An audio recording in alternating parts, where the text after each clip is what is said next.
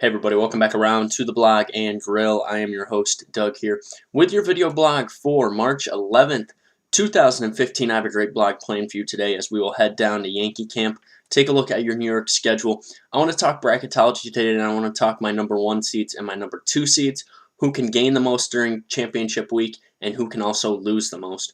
NBA draft proposal, a new proposal on player eligibility has been talked about, but first let's get to NFL free agency and two big trades that went down yesterday. Which trade did I like better, and one more signing that also happened. So let's take a look at the first trade that came down.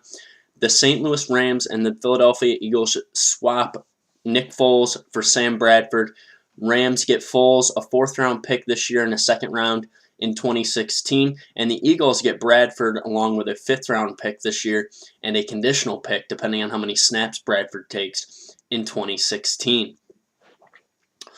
So an interesting trade, definitely. I think we see two guys that are very similar in style of play, two guys that came from a spread style in college, and two guys that have played decent in the National Football League. I think the winner of this trade might be the St. Louis Rams, just because I like some of their personnel that goes along with Foles, and they also pick up a 2nd-round pick in 2016, which is, I think, more valuable than the conditional pick that the Eagles got. But Chip Kelly does draft well, so that's going to be a plus for the Eagles as well. I like the trade overall. I think it's good. I think Bradford could succeed in Philadelphia, and we'll see what happens. He could be a more capable quarterback than both Foles and Sanchez. The second trade we saw was a surprising one. The Seahawks and the Saints trade. The Seahawks get tight end Jimmy Graham and a 4th-round pick this year for the Saints, and the Saints get Max Unger, a center, and the 31st pick of this year's draft. So they get a 1st-round pick out of the deal, and they also get Max Unger, who is a very good center.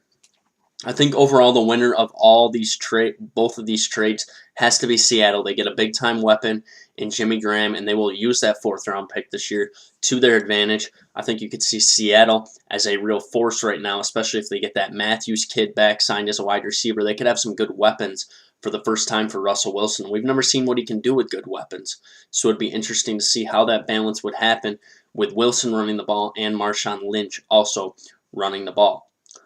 The big free agent signing of the day had to be the New York Jets as they bring back Darrelle Revis with a 5-year, $70 million deal with $39 million of that guaranteed.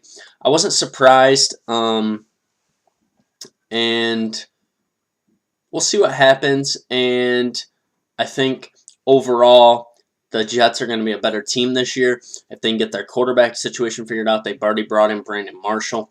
And I like their defense overall, and now with Darrelle Revis on the back end there. I wasn't surprised he came back because really he's a cornerback and he needs to get the money while he can. So that'll be interesting to see how that works out. But overall, good signings, good trades of the day. Nobody really had any blunders. All right, NBA has come out with a possible new draft eligibility proposal. Currently how it is they have the combine in mid-May, but before that, usually about 10 days after the NCAA tournament ends, players must either sign a letter of intent to go to the NBA draft or not, and that therefore forfeits their eligibility. We've seen players come into the NBA draft not ready to play in the NBA, and players that have really struggled in the combine.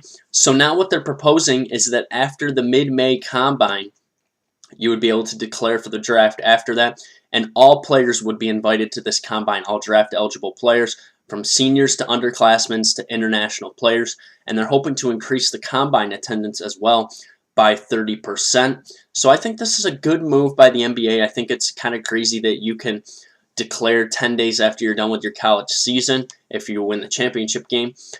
And I think it's going to be good to increase the combine, get more people watching the combine, and there still could be changes coming to the age limit of draft potential players. So that's going to be something to watch as well as we move forward towards this possible new proposal, which will be discussed under the new collective bargaining agreement. All right, let's talk a little bracketology. My number 1 seeds are Kentucky, Duke, Virginia, and Wisconsin, and my number 2 seeds are Arizona, Kansas, Villanova, and Gonzaga. Not buying into either the Zags or Nova for a number 1 seed. I don't think they play tough enough schedules.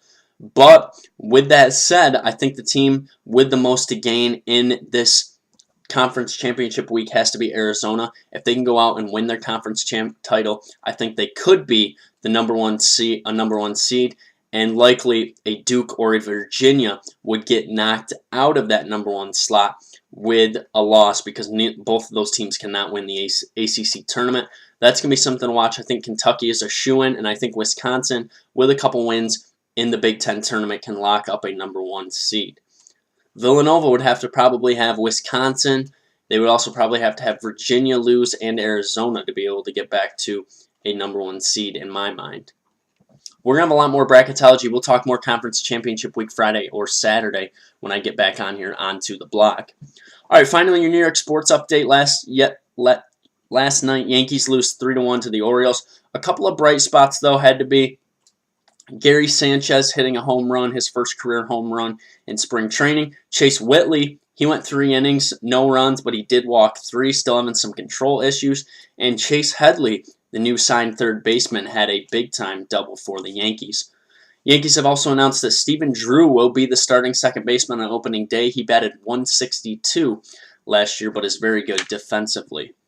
Yankees take on Boston tonight. Mets are at the Marlins, and in the NBA, the Brooklyn Nets travel down to Miami as they are 3 games out of a playoff spot.